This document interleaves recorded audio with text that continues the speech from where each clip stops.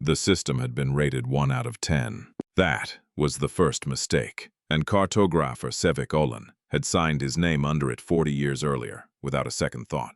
It was a small yellow star, with a handful of unremarkable worlds hung around it. One of them had weeds and animals and nothing that walked upright with any purpose. The Reach Survey Directorate kept a running index of every system worth a return visit, and this one had sat near the very bottom of it for 4 decades, a line of dead text that no one read. Ollan had written that line. He remembered writing it. He remembered thinking with the easy confidence of a young Veyshan, who believed the galaxy had already been mostly understood, that some places were simply empty, and that emptiness was the least interesting thing in creation. He was older now, and he was looking out a window at the same system, and the stars were wrong. They were blocked, not by a planet, not by a moon, not by dust, blocked by shapes. He pressed 2 of his 4 hands flat against the cold observation glass and counted the dark places where the light should have been and could not finish counting. His gut told him to stop the ship. Every Veyshan had a gut that spoke before the brain caught up, a small blunt organ that processed the world faster than thought and never bothered to explain itself. His was speaking now in the plainest language it had. He stopped the ship. "Run a sweep," he said. His voice came out lower than he meant it to. Lieutenant Nima Pell ran the sweep. It took 4 seconds. She looked at the result, and then she cleared it and ran it again, which she had never once done in the 2 years Ollan had flown with her. "How many?" he said. "At least 600. She did not look up from the panel. The count climbs the deeper it reads. "I do not think 600 is the real number. I think it is where my instrument gave up. 600 shapes, dead and cold, hanging in the black beyond the outermost ice world of a system nobody had ever thought worth a name." Ollan let that sit in the recycled air of the cabin. Then he told Pell to take them in. Slow, 1/2 kilometer to the minute, no faster, running dark, weapons cold. The survey vessel, slow lantern, crept forward into the field like a small animal crossing a road it does not understand. The first wreck they reached was enormous. It was 3 times the length of their ship, and most of it was gone. The armor had been torn away or melted or simply removed, leaving the frame of the thing standing open to the vacuum. Ribs and spars and the long empty channels where weapons had once been fed. Ollan had spent his life cataloging the dead. He knew the grammar of a warship, the way other people knew faces, and he knew this one. The taper of the forward hull, the specific geometry of the firing ports, the heavy prow, built to push through defensive fire and keep pushing. "That is a Vantic warship," he said, and heard his own voice go strange. Nobody in the cabin spoke, because everyone in the cabin had gone to the same school he had. The Vantic Dominion had ruled 11 systems at its height. It had been the single greatest power the galaxy ever produced, brilliant and cruel and utterly certain of itself, and it had lasted 2,000 years before it vanished so completely that no historian had ever found the bottom of the mystery. 1 century the Dominion was everywhere. The next it was gone. Empty worlds, silent shipyards, not a body, not a war, not a note left behind. The archives called it the silent withdrawal, and the honest historians admitted, when pressed, that the name was just a polite word for "we have no idea." That had been 9,000 years ago, and here was a piece of them, 9,000 years dead, drifting in the cold beyond an ice world that nobody cared about. "Keep moving," Ollan said. They kept moving. The second wreck was not Vantic. It was not anything. Ollan had a doctorate that let him name the dead of 60 different civilizations on site, and he looked at this one for a long time and named nothing. The hull was a smooth, pale material, shaped less like a machine and more like a grown thing. A great seed pod the size of a small station. The sensors could not settle on what it was made of. The readings came back full of alloys and composites that matched no entry in the materials index. Old the way stone is old. Old past the point where age is even a useful word. Pell searched for the shape. She searched for the material. She searched for anything close. "Not in the database," she said. "None of it. Take samples. Mark the position." He kept his eyes on the pale shape as it slid past the window. "And, Lieutenant, note the depth of the drift. That one has been here far longer than the Vantic ship. I want to know how much longer." She noted it. They moved on. 3 hours into the field, Ollan stopped counting individual wrecks because there was no honest way to count them. They were everywhere. Some were vast, clearly capital vessels built by hands that expected to win. Some were small, escort craft and fighters frozen in dead formation around the larger hulls, as though they had died trying to shield something and had not managed it. Some were not ships anymore at all, only slow-turning clouds of fragments that the sensor array had to reassemble in its own memory before it could tell you what they had been. The variety was the part that got under his plating. A dozen kinds of hull material. 7 different drive signatures burned into old exhaust ghosts that still stained the vacuum faintly. Thousands of years after the engines went cold. Weapons he could name. Weapons he could not. Ship designs out of the history texts, and ship designs out of nothing, out of no record anywhere, which meant either the archives were incomplete, or these hulls belonged to peoples so old that every trace of them had rotted out of galactic memory except this one field of bones. The first sweep found 11 species. 11, Pell said quietly. And Ollan heard the number the way you hear the first drop of rain before a long storm, because it was not going to stay 11. He already knew that. A field like this did not offer you its full total on the first look. It made you earn each new number, and each new number was worse than the last. Pilot Arrow Den was young, 3 postings into a career he had imagined would be quiet. He asked the question that young people ask, the one that assumes the universe owes you an answer. What happened here? A battle, Pell said. No, Ollan did not turn from the window. Look at the oxidation on the older hulls. Look at how differently they have decayed. These ships did not die together. He lifted one hand and pointed, first at the pale seed pod behind them. That one is older than the Dominion by whole eras. That Vantic warship died 9,000 years ago. He moved his hand to a cluster of jagged, angular hulls built by someone who had apparently never believed in a right angle. Those are recent. 1,000 years, perhaps less. Den was quiet, working it through. Different battles, he said at last. Different species, different times. Across at least 18,000 years, Ollan said. And let that settle. Because it deserved to. 18,000 years of ships arriving in this dark and never leaving it.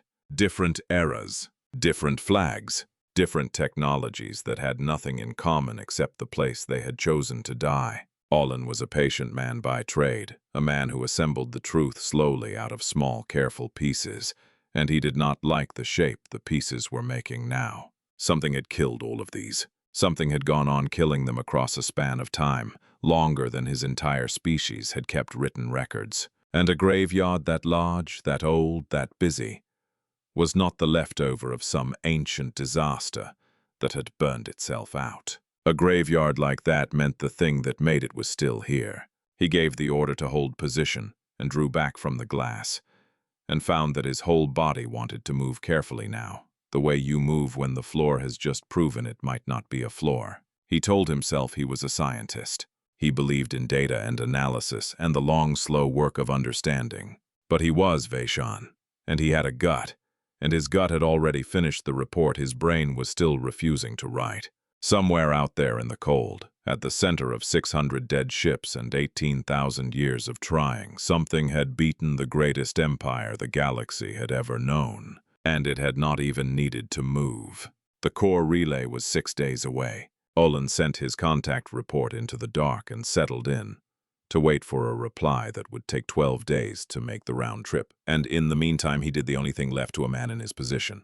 He looked at the shapes. They resolved slowly as the slow lantern held its position at the edge of the field and let its instruments drink in the detail. The second sweep gave him 16 species. He wrote 16 in his log, under the 11, and did not cross the 11 out, because both numbers were true, and the space between them was the whole horror of the place. 16 distinct peoples, 16 ways of building a hull, arming it and dying in it. And still, the count felt provisional. Still, it felt like the field was holding something back, letting him have the number it thought he could carry. On the 5th day, they found the thing at the center. Ollan had been building a theory, the way a scientist builds a theory, out of the assumption that the world is reasonable. He had assumed the anchor of all this killing would be something natural. A fortified moon, perhaps. Some heavy chunk of rock that a civilization had built upon and armed and then lost.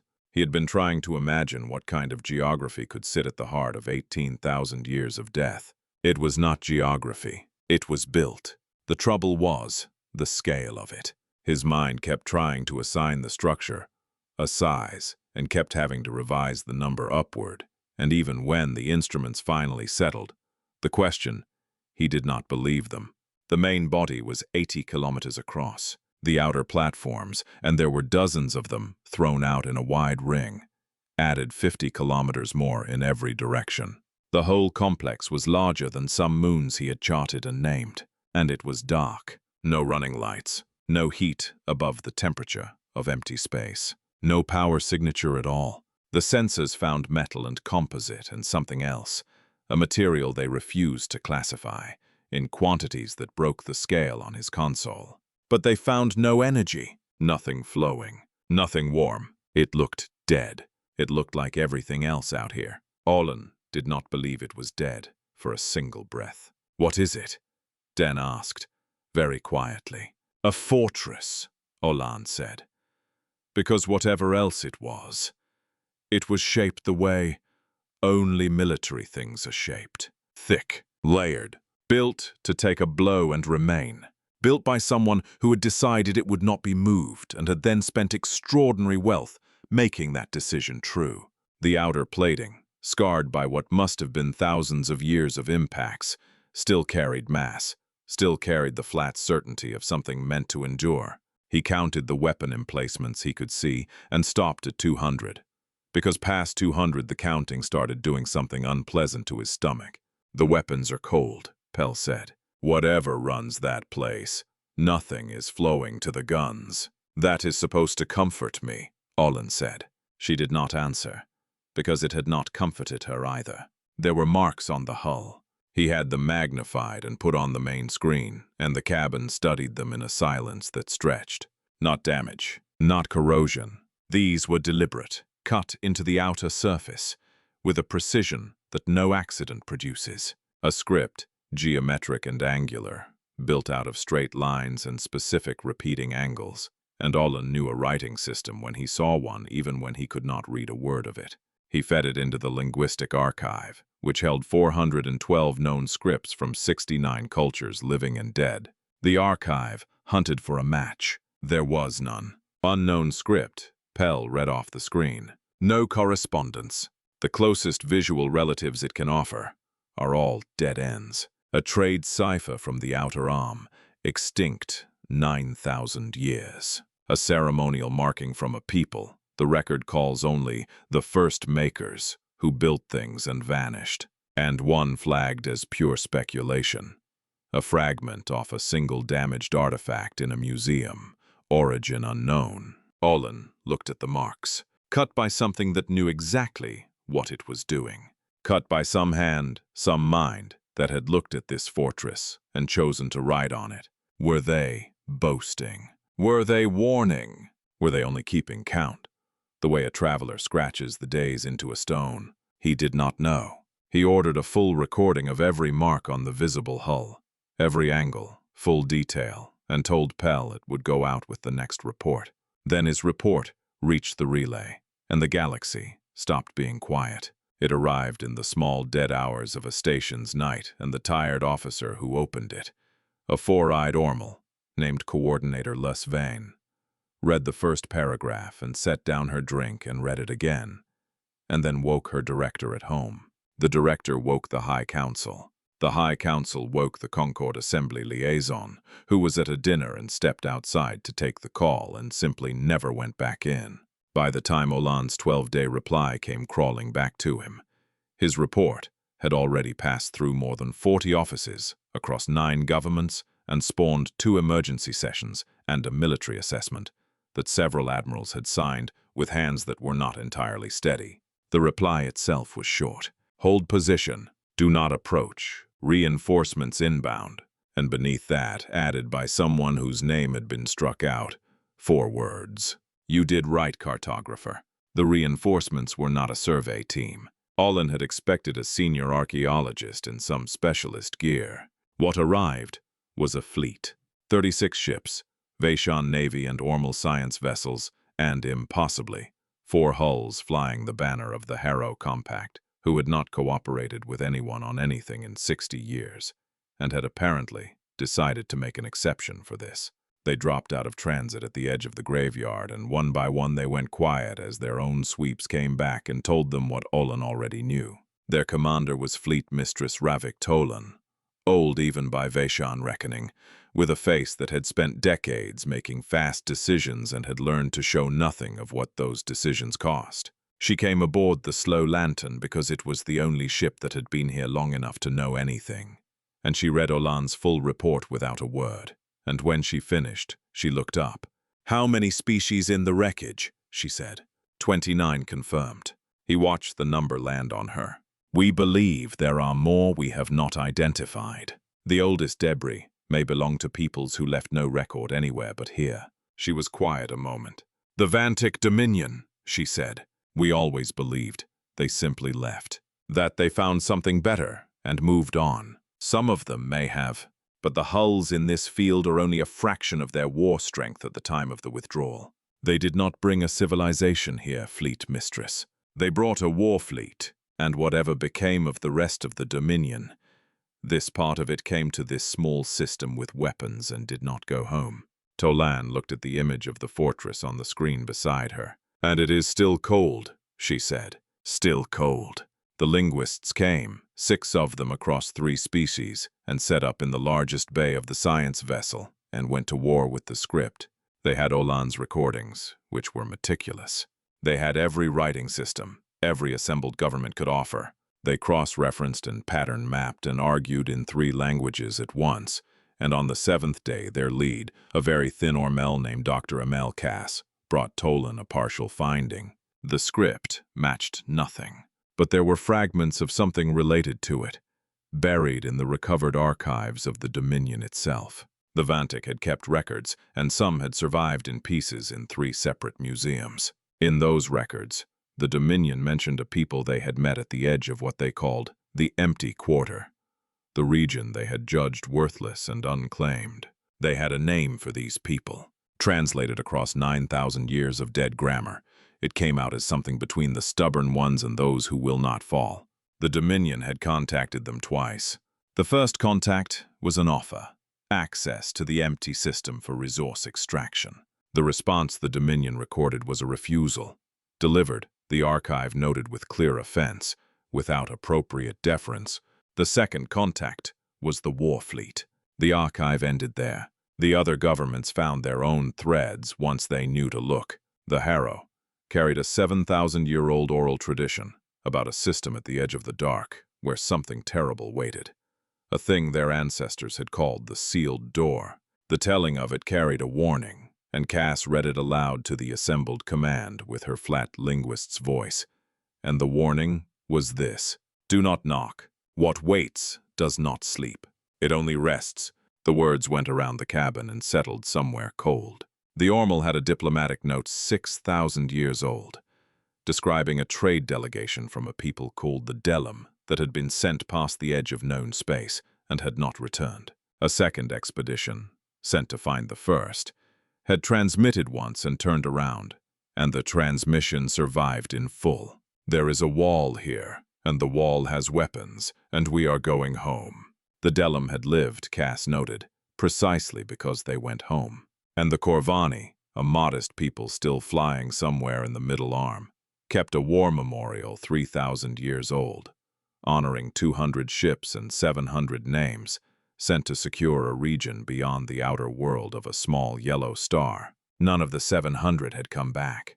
The memorial named the system the Dead Mouth and instructed every Corvani pilot for all time to treat it as forbidden ground. Species after species, thread after thread, all of them leading to this dark, all of them ending in it.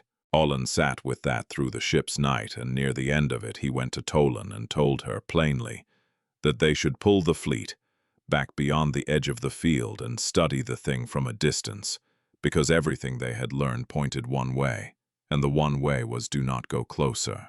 Tolan heard him out, and then the schedule answered instead of her, the way a schedule always does, full of specialists en route and probes to deploy, and a council on another world impatient for results. And the fleet held its ground inside the graveyard, and Ollan's warning went into the log where warnings go to be right too late.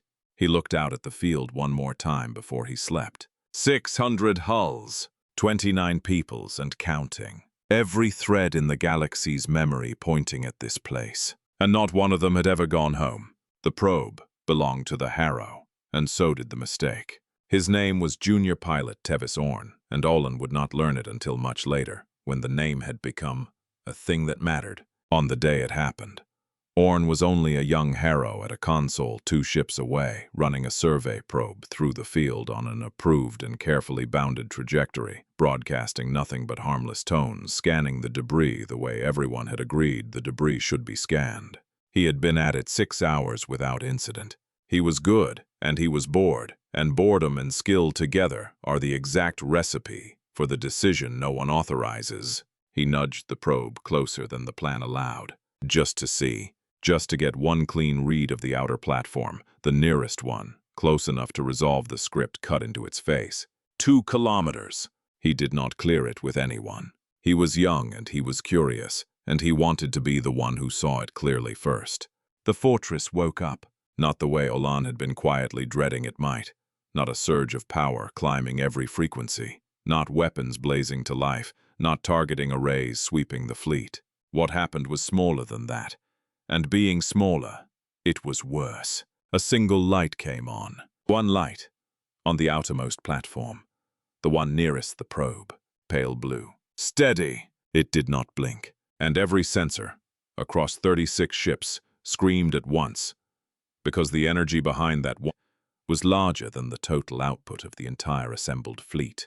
Whatever the fortress used to feed itself, it had not run low in 18,000 years. It had lit one lamp, casually, the way a large animal opens one eye, and the reading had broken every instrument's sense of proportion. Orn yanked the probe back. His hands, Ollan would imagine later, must have been shaking. The light stayed on for 9 seconds. Then it went out, and the fortress went cold again. And on every channel across the fleet, there was a silence that lasted the better part of 2 minutes. Do not knock! What waits does not sleep. It only rests. The oral tradition of the Harrow moved through the fleet, then quietly, ship to ship, and nobody said it aloud. But everybody was thinking it, and the youngest people were thinking it hardest. Tolan's voice finally came over the command channel, level, with only the thinnest edge underneath it. All vessels hold position. No probe within 10 kilometers of the structure.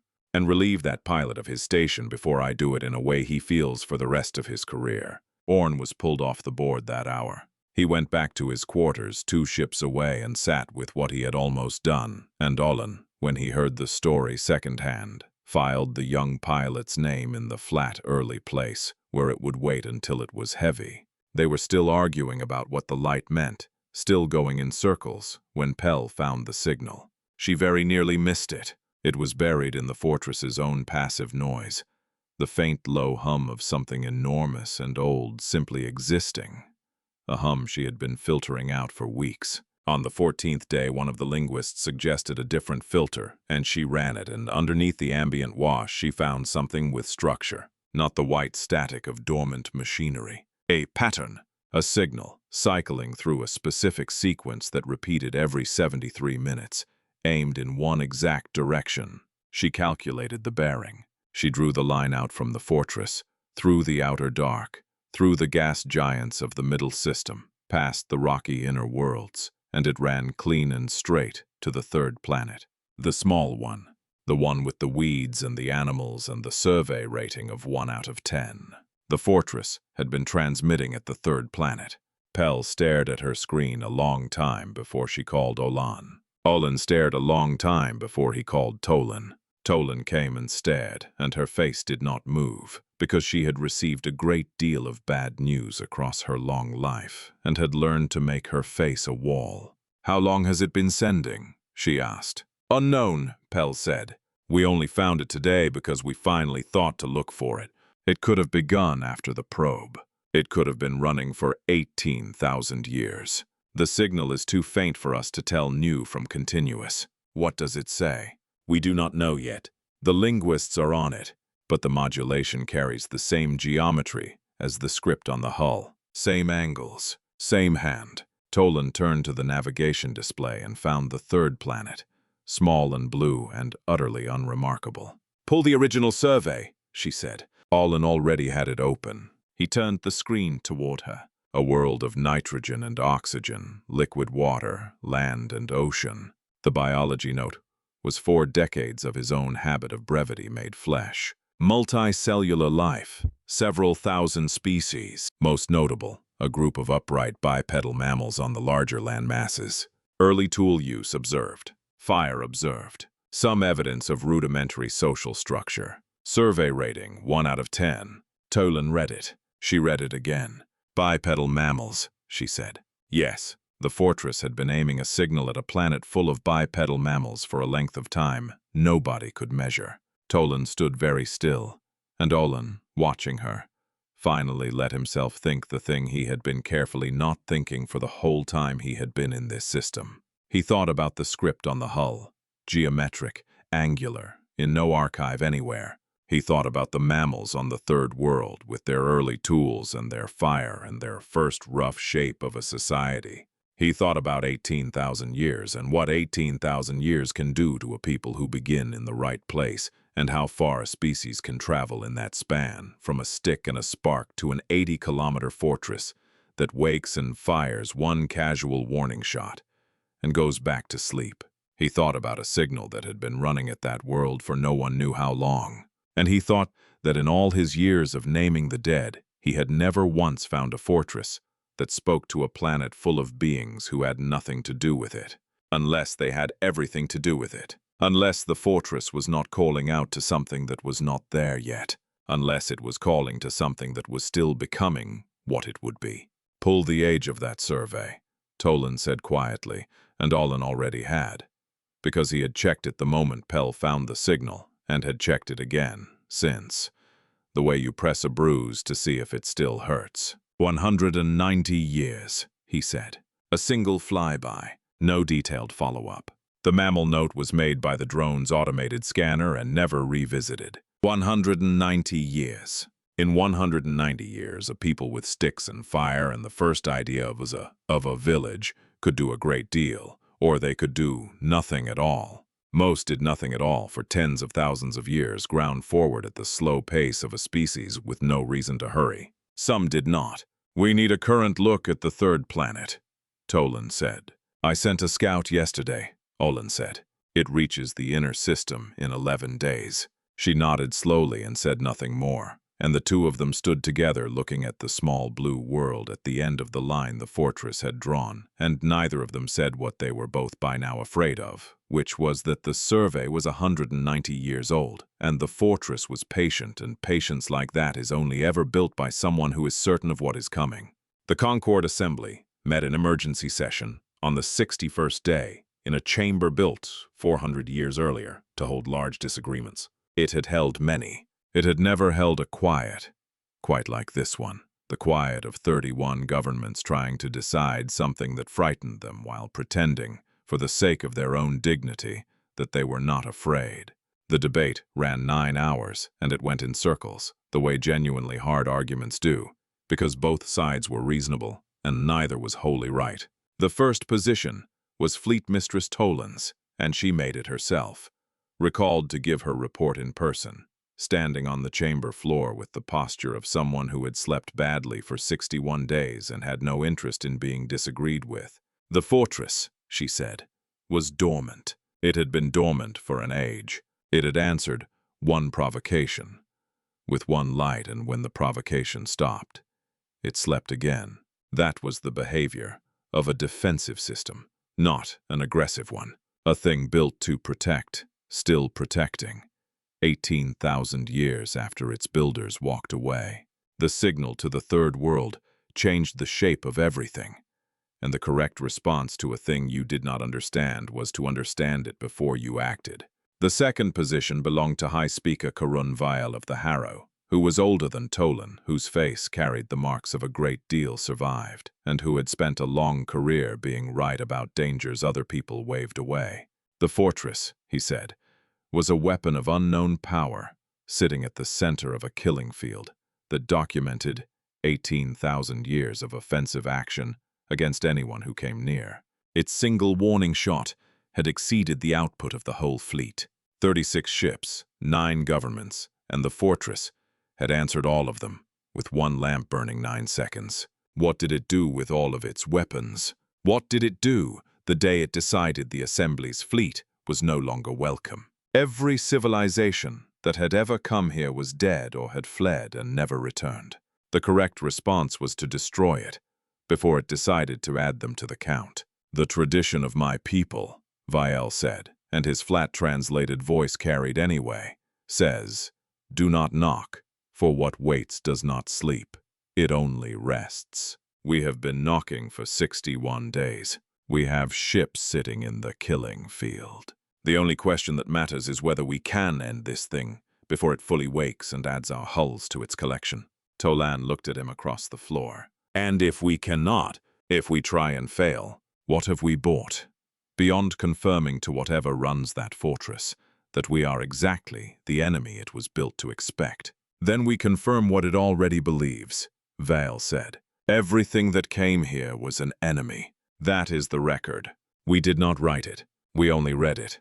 The chamber argued for 9 hours, and the vote at the end was not clean. 17 governments to send a strike force and end the fortress. 11 to keep watching and learning.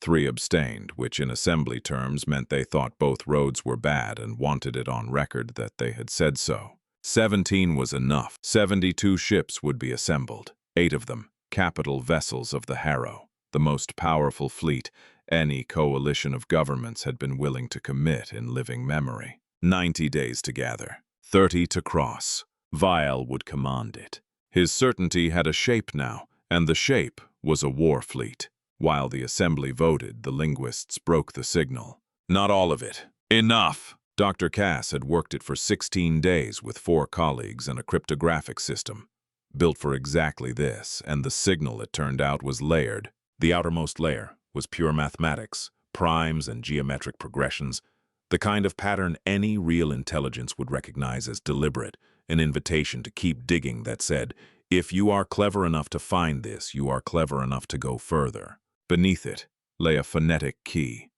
sounds paired to the symbols on the hull. Beneath that lay the message. The key took most of the 16 days. The message, once they had the key, took an afternoon. Cass brought it to Tolan, and Tolan read it, and then she read it aloud.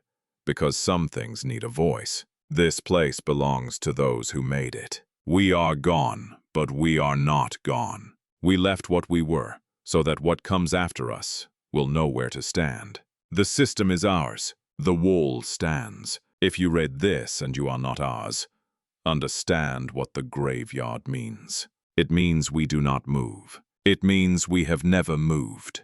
It means we will not move. If you read this and you are ours, we are sorry we were not here. Stand where we stood. The wall will know its own. The wall will know its own," Tolan said, and set the page down. "That is a recognition system." "We believe so," Cass said. "Keyed to something the builders were and their descendants would still be. It has been asleep, waiting to recognize a face it has not seen in 18,000 years. Far away, on a small blue world at the end of a straight line, a face was looking up.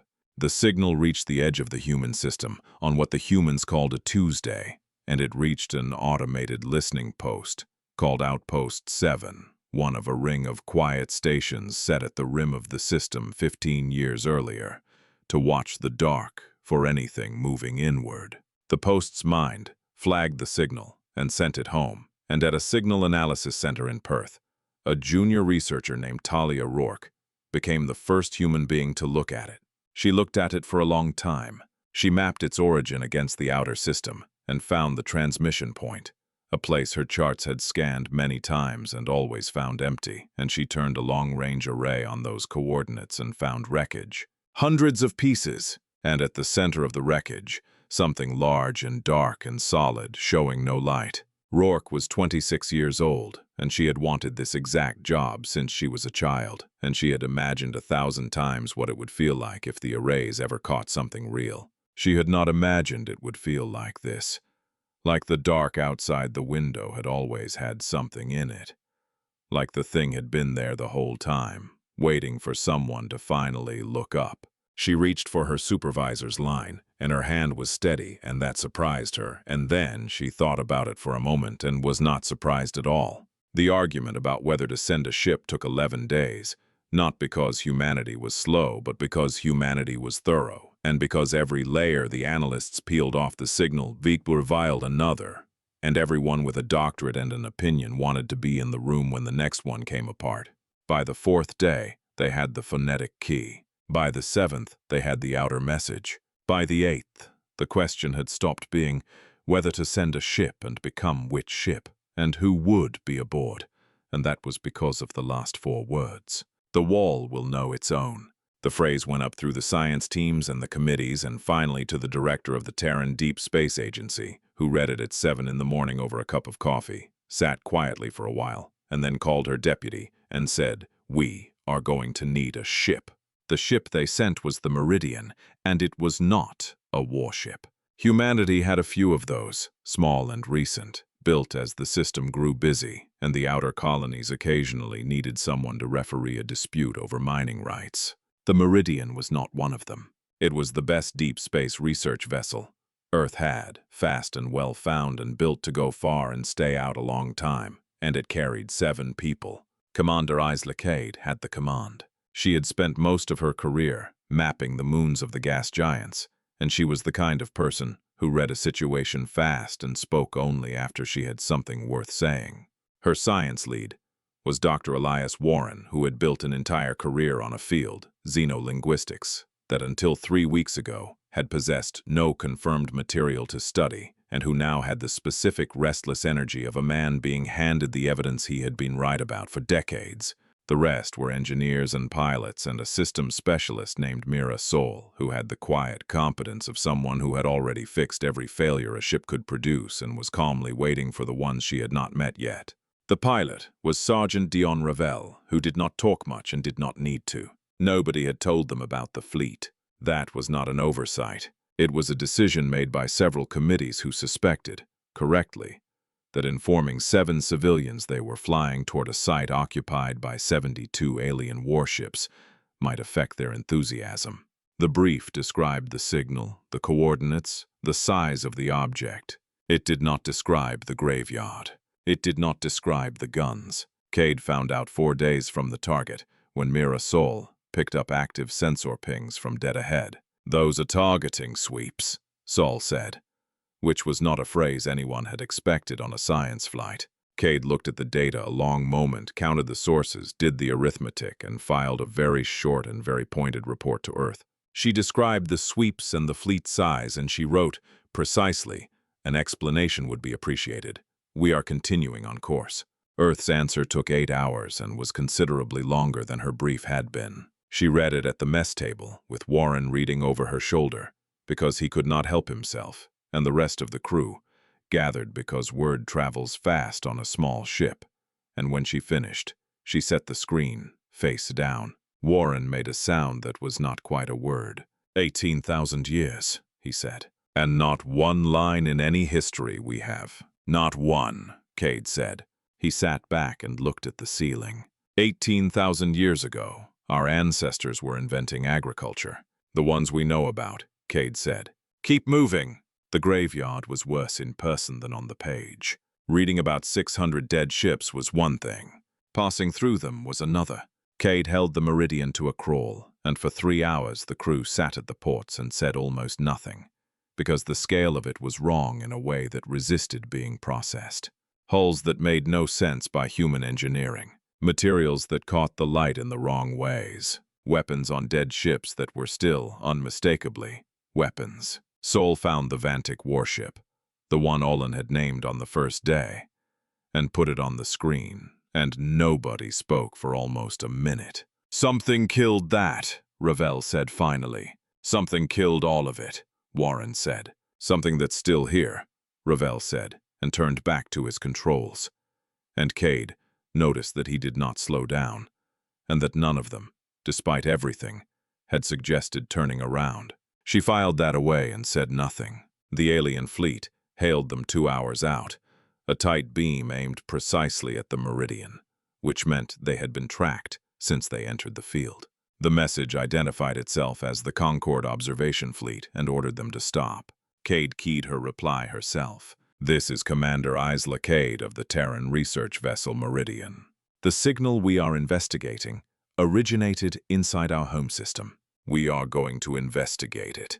We will do so peacefully, and we thank the Concord for its concern for our safety." She closed the channel. The fleet hailed twice more, and then went silent, and Cade imagined the argument happening over there, and imagined that whoever held command was either very wise or very uncertain, because a wise commander and an uncertain one would make the same call here, which was wait and see.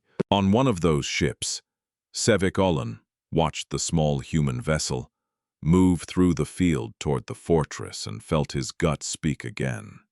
And this time it was not fear. It was something closer to recognition. The meridian held at 5 kilometers, and the fortress filled the port, and up close it had a presence, the way a mountain changes a valley simply by being there. Cade opened a channel on the frequency the signal had used. She did not know what to say. She thought of the last 4 words. "This is the meridian," she said. "Out of Earth. We received your message." The silence lasted 9 seconds. Then the fortress lit up. Not one lamp. All of it. Every platform, every emplacement, every surface, flooding with a steady blue-white light that made the surrounding dock look darker. The board screamed. Warren grabbed his console. Ravel's hands went to the controls. "Weapons?" Cade asked, her voice level. "No." Sol was reading fast. "Nothing charging. Power's up across the whole structure, but it's not combat configuration. It's, Commander, it's running diagnostics, like a ship coming out of standby. Full systems, self-check. It just woke up." A door opened in the hull. Not a weapon port. A door. Large, clearly built for a ship to dock, set into a place the fortress's own mass protected on 3 sides. "It opened a door for us," Ravel said. "Yes," Cade said. "We're going in!" "We're going in." The dock inside held 20 times the Meridian's volume. The air was breathable, and that was the thing that sat Warren down hard in his seat, because you do not fill a bay with nitrogen and oxygen by accident. You do it because you know who is coming. The gravity was Earth standard. The temperature was mild. The lights came up, tuned to a wavelength that human eyes found easy. "They built this for us," Warren said. "They built this for someone like us," Cade said. "No." He turned slowly, taking in the height of the door, the proportions of the space, the placement of the light. "They built it for bipedal beings of about our height, with eyes about where ours are. They built it for us." Nobody argued. They went deeper and found the records room, and it was not locked. The walls were covered floor to ceiling in the angular script, and between the script were images, fixed and permanent, and the images were of people. Human people, or close enough that whatever difference there was, Cade's eyes could not find it. Bipedal. 2 arms, 2 legs, 2 eyes, standing in front of ships she did not know, standing in front of this fortress, unfinished in some images, complete and lit in others. Warren worked for 2 hours while the others moved carefully through the room, documenting, touching nothing. And then he called Cade over and showed her his screen. The full story would take months, but the outline was there, cut into these walls 18,000 years ago by people who had known they were leaving. There had been a human civilization then, not primitive, advanced spacefaring, spread across worlds in this system and the nearest neighbors. Not an empire, the records said. More a network. Many communities held together by shared history, rather than by conquest. They had not been alone, and most of the peoples around them had looked at that small, bright network and seen something to take. The wars had been long. The records described them plainly, without self-pity, the way people who have survived terrible things sometimes describe them, because the weight of the thing needs no decoration. 3 times an enemy had come within reach of the homeworld. 3 times something had turned them back. And after the 3rd time, the survivors had made a decision. They built the wall. They called it, Warren translated, first as the last argument, and then revised it to the answer that ends all asking. They poured everything they had ever learned about endurance into it, built it to run without them, to maintain itself, to hold the system against anything that came, for as near to forever as engineering could reach. And they keyed it to recognize their own descendants, and open for no one else. Then most of them left, going deep into the dark beyond the reach of the enemies who had broken them, looking for somewhere new. Some stayed on the homeworld, starting over, going back to simpler things, waiting to grow again. The last entry said only, "We will not be back, but you will be here. You were always going to be here. We left you the wall. The wall will hold. It has always held." Cade read it twice. She looked at the faces on the walls.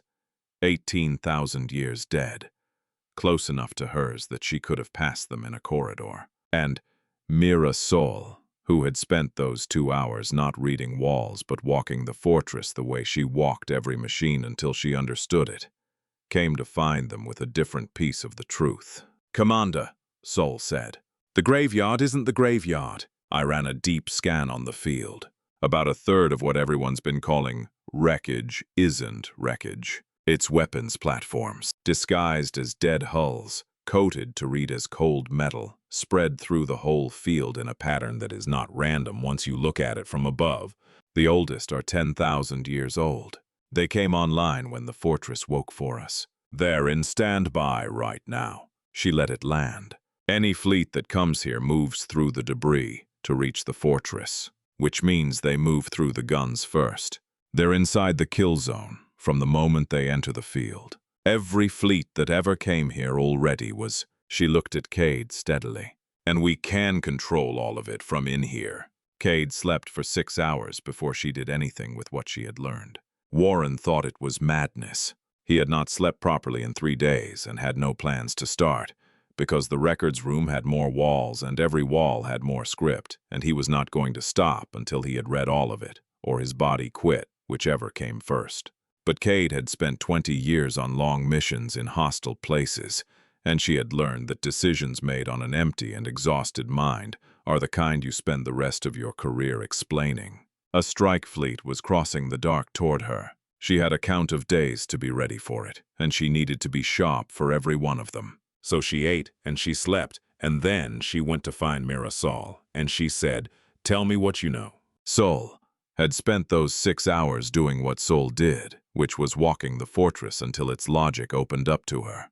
Military engineering had a clarity that civilian work often lacked. Everything had a purpose. Nothing was decoration. The power source sat in the deep core, and she did not fully understand it yet. Only that it should not still be running after 18,000 years, and here it was. The weapons were distributed, not centralized. No single point you could strike to bring them down. 300 active emplacements on the main body, 200 more across the outer platforms, and a third of the graveyard itself, the hidden guns, 500 and more, all of it integrated, all of it answering the fortress, all of it currently sitting in standby, waiting.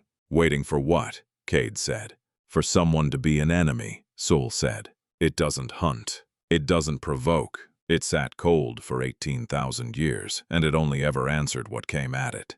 The graveyard out there is not a list of its victims, Commander. It's a list of everyone who decided to fight a wall. Cade looked at the map a long time. Then she went to find Warren, and the two of them worked, one who understood the language and one who understood the engine, each making the other faster. She was not there to learn how to use the fortress as a weapon. She was there to understand exactly what it was, so that when the moment came, she could describe it plainly to a man who was about to make a terrible mistake and let the description do the work that a weapon would otherwise have to.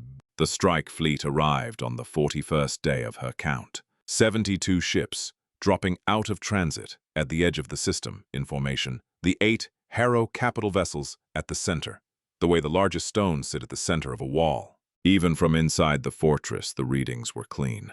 Cade had put them on the main display and looked at the fleet for a while. 72 ships. She thought about what she was looking at. Then she opened the channel, and High Speaker Karun Vael answered in person. He was older than she had expected. His face carried the texture of a great deal survived, and he looked at her with the specific expression of someone who has been handed an important claim and is still deciding whether to believe it. "Commander Cade," he said, the translation flattening his voice to something precise. "You are aboard the structure. I am. You should withdraw to a safe distance. What we are about to do will leave nothing standing." "High Speaker," Cade said, "before you decide anything, I want to show you something."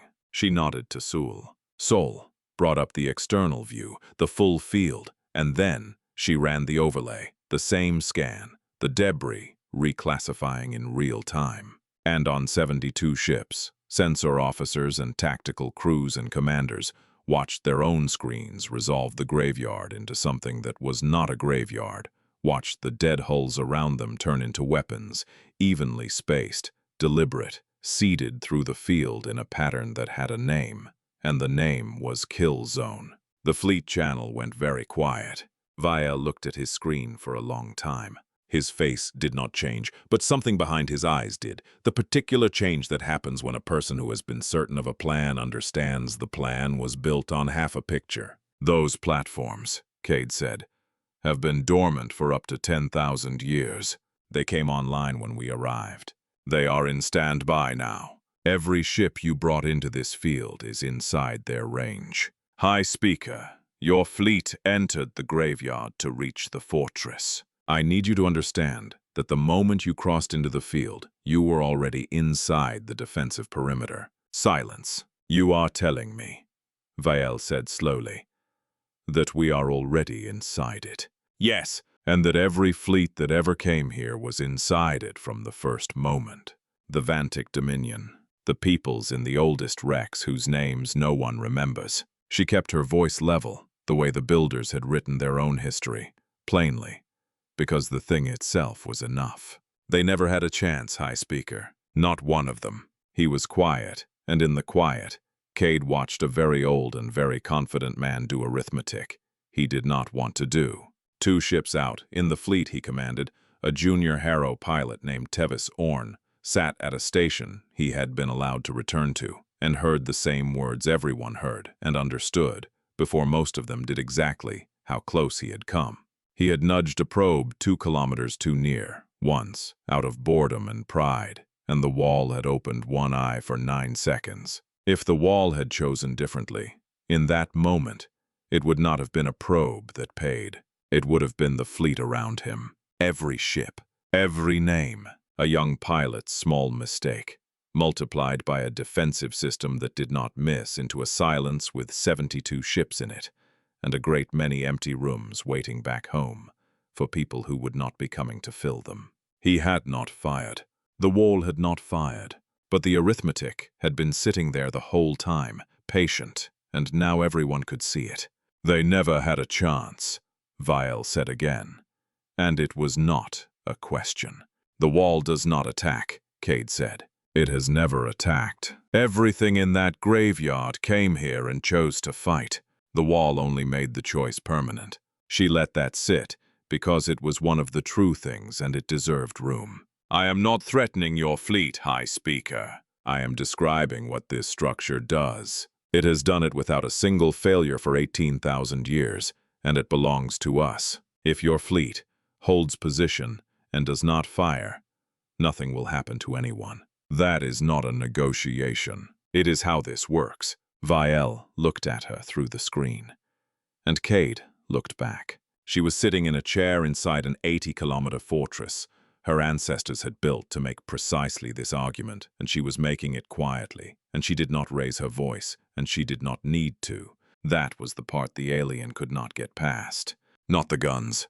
The calm, Every enemy who had ever come to this dark had met something certain and unhurried, and the certainty had been the worst part because it meant the thing on the other side had never once believed it might lose. "Who were they?" Vial said finally. "Your ancestors. What kind of people build this and then leave it standing for 18,000 years?" "I don't fully know yet," Cade said. "We're still reading the walls, but I can tell you the shape of it. They were people who got hit hard enough and often enough that instead of fighting one more war, they built a wall and put everything they had left into it and left it for children they would never meet. 3 times someone came to finish them. 3 times something turned it back.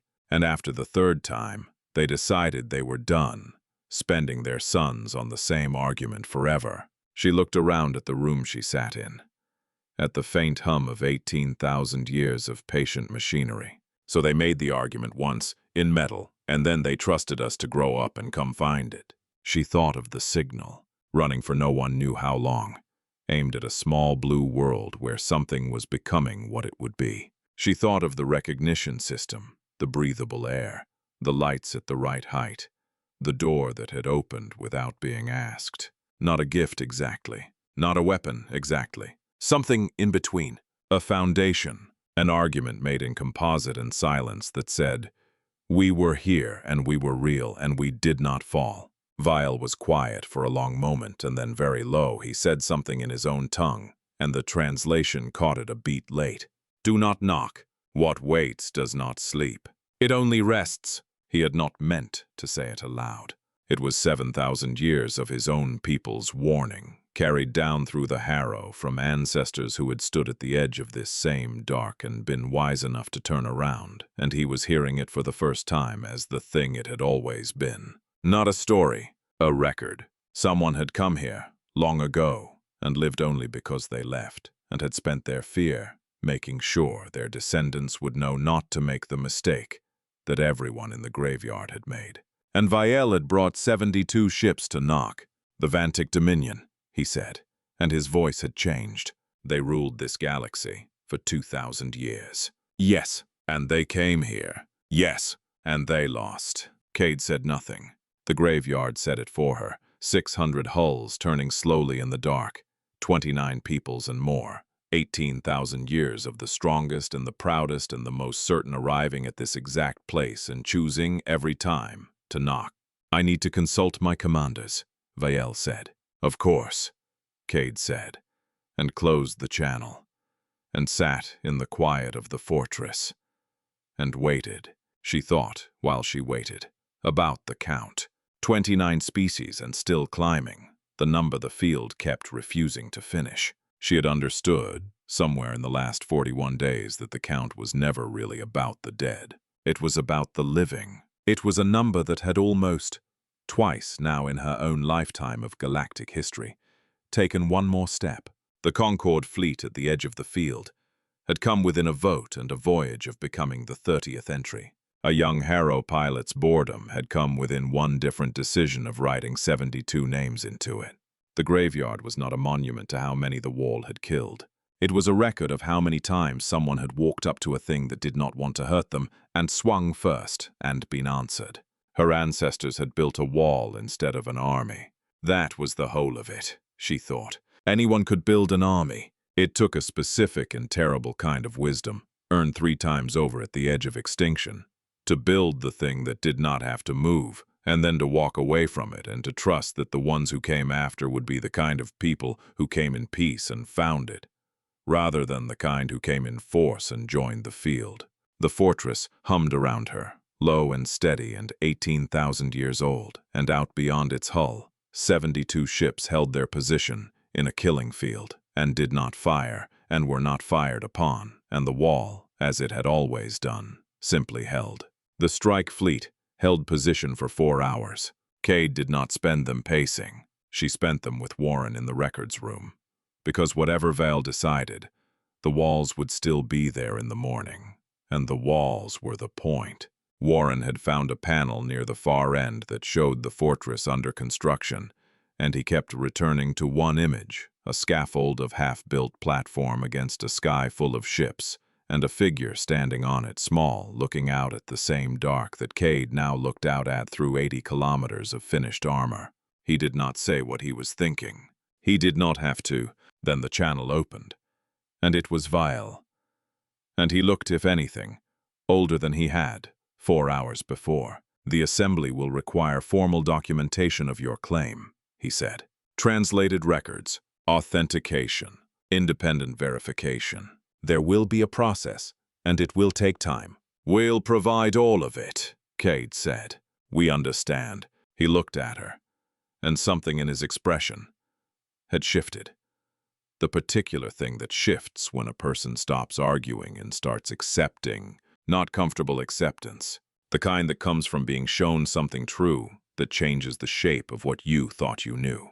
"The fleet will stand down, for now, pending the process. Thank you, High Speaker." He did not close the channel. He sat with it a moment.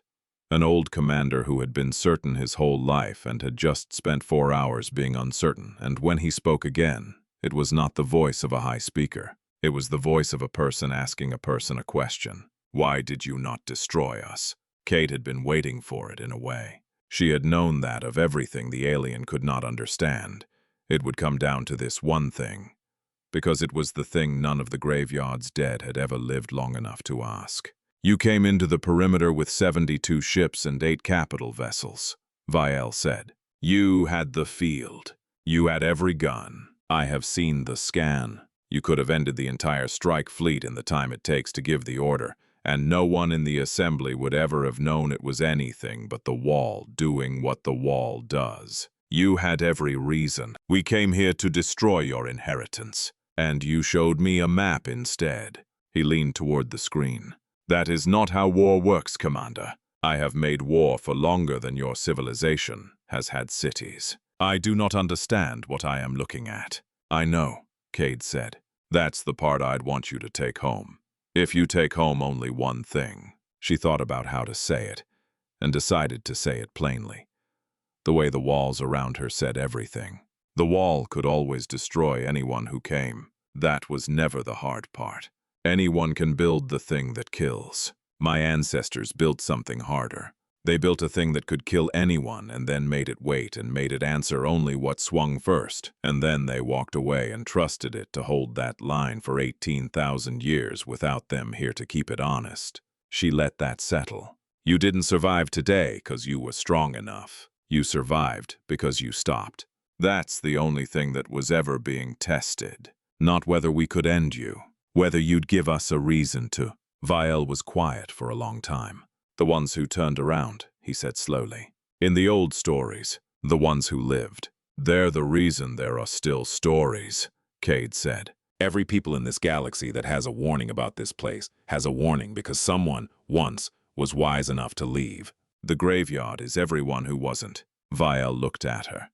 And then he did a thing that no commander does easily, which was to incline his head once to someone who had been on the other side of his guns an hour before. "Then the Harrow will be a people with a story," he said, "and not a people in the field. I find I prefer that." And he closed the channel, and the strike fleet, 72 ships and 8 capital vessels, turned in the dark and did not fire and did not die, and went home. That evening, Cade stood at a viewport on the upper level of the fortress. The graveyard was visible from there, 600 dead ships turning slow in the black, and she did something she had been thinking about since she first understood what the field was. She had Sul bring up the fortress's running lights, all of them, the exterior floods that had been dark since before the builders left, and she turned them on and pointed them outward, into the field. The wrecks lit up, hundreds of them, of every make and age and species, out of the black, for the first time in who knew how long. And in the light, they looked different. Less like a warning, more like a record. Evidence of something true, left in the dark for anyone honest enough to read it. Far away, on a Concorde vessel, drawing back toward the edge of the system, Sevik Ollan watched the graveyard come alight and did not understand it, and knew he did not understand it, and understood that this was the point. A fleet that wanted to frighten you kept the field dark and let you imagine the guns. Only something that had already decided it did not need to frighten you would turn the lights on and show you the dead, not as a threat, but as a courtesy, as names, as a promise, made to 29 peoples who had come here and been answered, that they would at least be seen.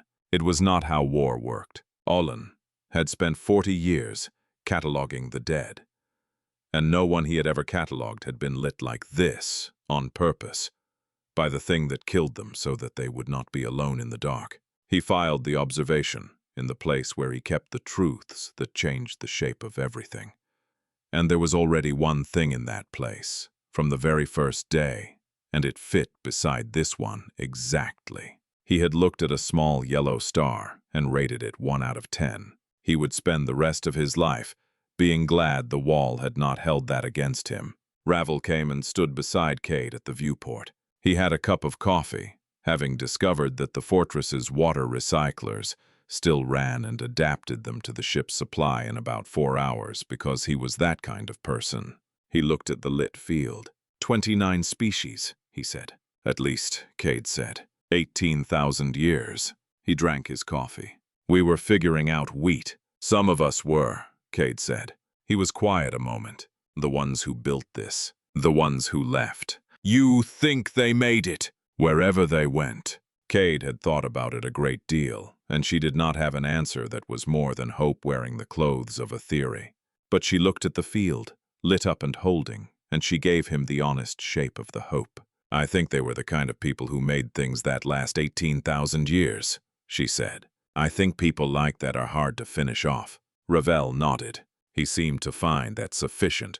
They stood together in the light of the wall, looking out at the old dead fleet of the galaxy's long history of trying, and at the stars beyond it, cold and countless and full of things still unknown.